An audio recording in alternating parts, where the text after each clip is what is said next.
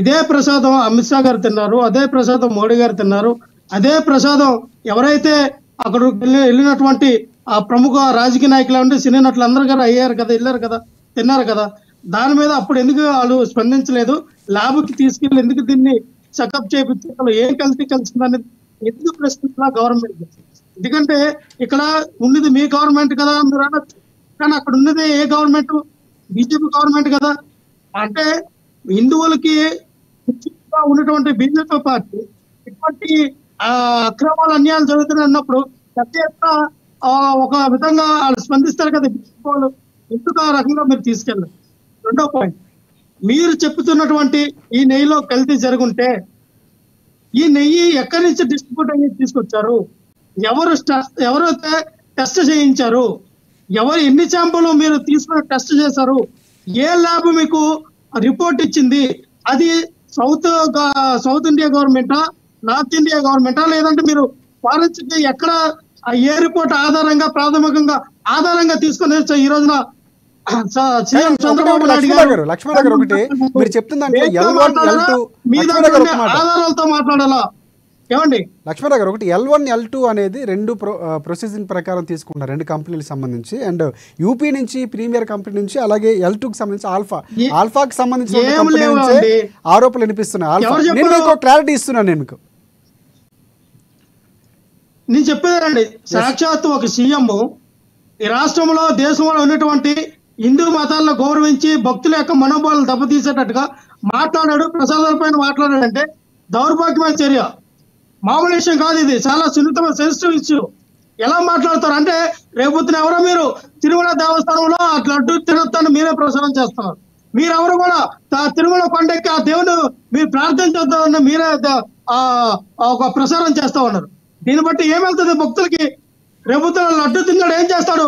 అయ్యో ఇందులో ఏం కలిసింది ఏముందని ఆడు బాధపడ లడ్డు తినగలరా? ఏమంటండి, ఏం మాట్లాడుతుంది? గతంలో ఎప్పుడైనా ఎటువంటి పరిస్థితులు ఉన్నాయా? ఎందుకు ఇంత దిగజారు రాజకీయాలు ఎందుకు చేస్తారు? మీకు దమ్ము ధైర్యం ఉంటే సిబిఐ ఎంక్వైరీ అయ్యండి. ఖచ్చితంగా మేము డిమాండ్ చేస్తాం, సిబిఐ ఎంక్వైరీ అయ్యండి, నిజ నిర్ధారణ బయట తీసుకురండి. అంతేగాని లేనిపోయిన వేగంగా మాట్లాడి ఎవరి మీద గుట్టకాల్సి ముఖం మీద పడిస్తే మీరు తుడుచుకుంటున్నట్టుగా ఒక సీఎం మాట్లాడుతూ ఊరుకునేది లేదు, సీఎం అయినా ఎవరికి ఎక్కువ లేదు. ఖచ్చితంగా సీఎం మీద కూడా యాక్షన్ తీసుకుంటాం. మీరు ఖచ్చితంగా సిబిఐ ఎంక్వైరీ చేయించాలా? ఎవరైతే దాన్ని కల్తీ చేశారో బయట పెట్టండి. ప్రజల మనోభావాలు అండి, మనోభావాలు అవి తమాషాలు కాదు. మీకు నచ్చినట్టు మీరు స్టేట్మెంట్లు ఇచ్చేస్తే.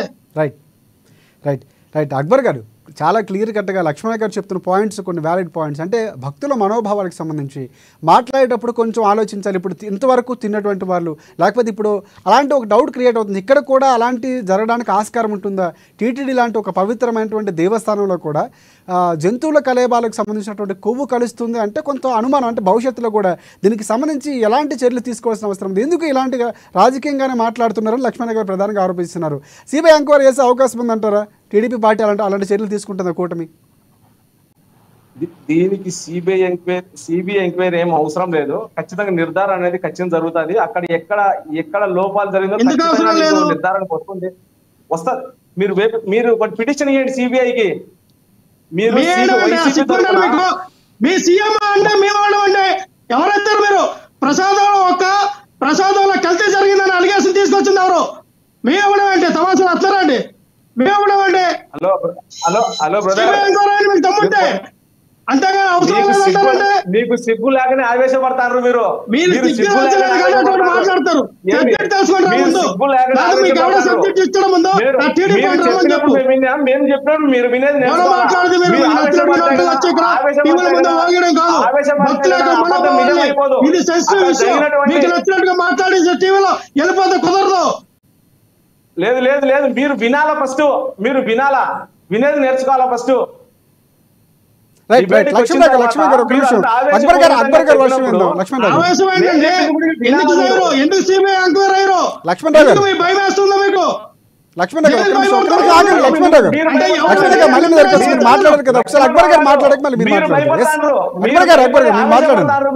భయపడ్డారు కాబట్టి ఇప్పుడు అన్నారు సిబిఐ ఎంక్వైరీ అవసరం లేదని.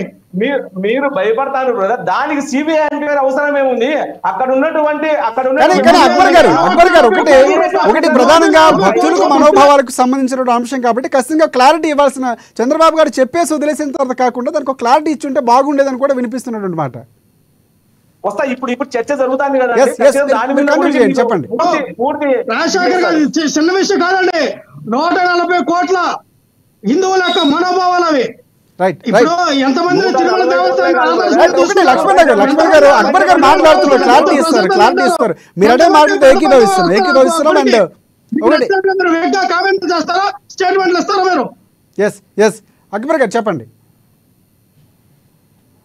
మన లక్ష్మణ్ రావు గారు చాలా ఆవేశంగా మాట్లాడుతా ఉన్నారు. వాళ్ళు వచ్చేసి ఆడ కూర్చొని ఆ ఎంక్వైరీ బే ఈ ఎంక్వైరీ బే అంటే గన దానికి ఒక ప్రాసెస్ ఉంటది. వాళ్ళకి అంత తొందరగా ఉంటే గన వాళ్ళే ఒక పార్టీ తరఫున సిబిఐకి మా ఏదైతే 2019 నుంచి 24 వరకు మేము చాలా నాణ్యతగా భక్తుల యొక్క ప్రతిష్టను పెంచే విధంగా మేము అక్కడ లడ్డూను తయారు చేసినాము. దాంట్లో ఏమి అవకతవక లేదు. స్వచ్ఛమైనటువంటి ఆవు నెయ్యే మేము వాడినామని చెప్పేసి మీరు ఒకటి ఇవ్వండి, సిబిఐకి ఇవ్వండి, కోర్టులో వేయండి. మీరు మీకు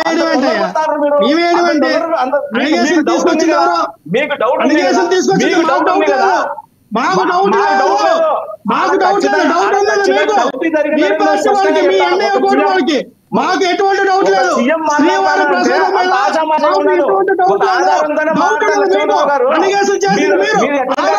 లేదు. కల్తీ జరిగిందని చెప్పింది మీరు, మీకు దమ్ము ఉంటే మీరు చేయించండి ఎంక్వైరీ. మాకు దమ్ము ధైర్యం ఉంది కాబట్టి బయట పెట్టినాం. మీకు దమ్ము ధైర్యం ఏంటి బయట పెట్టారు? దమ్ము ధైర్యం సిబిఐకి పోండి. మీకు దమ్ము ధైర్యం ఉంటే చంద్రబాబు నాయుడు గారు, వాళ్ళ ఆవిడ, వాళ్ళ మనవడు, వాళ్ళ కూతురు, మనవరాళ్ళు అందరూ కూడా వచ్చి శ్రీవారి దగ్గర లక్ష్మణ్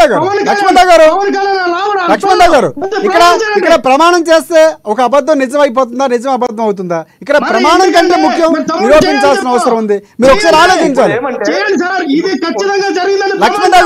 లక్ష్మణ్ గారు ఇక్కడ ప్రమాణాలతో ఎక్కడ నిజం నిరూపించడానికి అవకాశం ఆస్కారం లేదు. సో నిజం చెప్తున్నారు, అబద్ధం చెప్తున్నారు. ఇక్కడ మనం సైంటిఫికల్ గా ఏదైతే ఒక ల్యాబ్ కు సంబంధించి అది ఒక ప్రక్రియ ద్వారా వెల్లడించాల్సిన అవసరం ఉంది.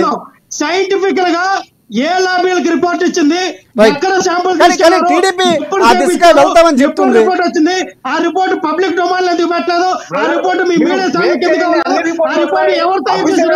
చదువుకున్నారులేండి, మీరు చదువుకున్నారు, వెయిట్ చేయండి, అన్ని రిపోర్ట్ వస్తాయి. లక్ష్మణ్ గారు ఒక సీఎం లాంటి వ్యక్తి ఏమి ఆధారం లేకుండా మాట్లాడారంటారా? ఒక వ్యక్తి మాట్లాడితే నిజమైపోతుందా? సీఎం స్థాయిలో ఏమి ఆధారం లేకుండా మాట్లాడడానికి ఆస్కారం ఉందంటారా? చంద్రబాబు నాయుడు ఈ రాష్ట్ర ప్రజల తరఫున ఏది మాట్లాడినా నిజమే మాట్లాడతాడు. ఎక్కడ నిజాలు ఉండవు. రోజు ఒక ఆరోపణలు తీసుకొస్తారు.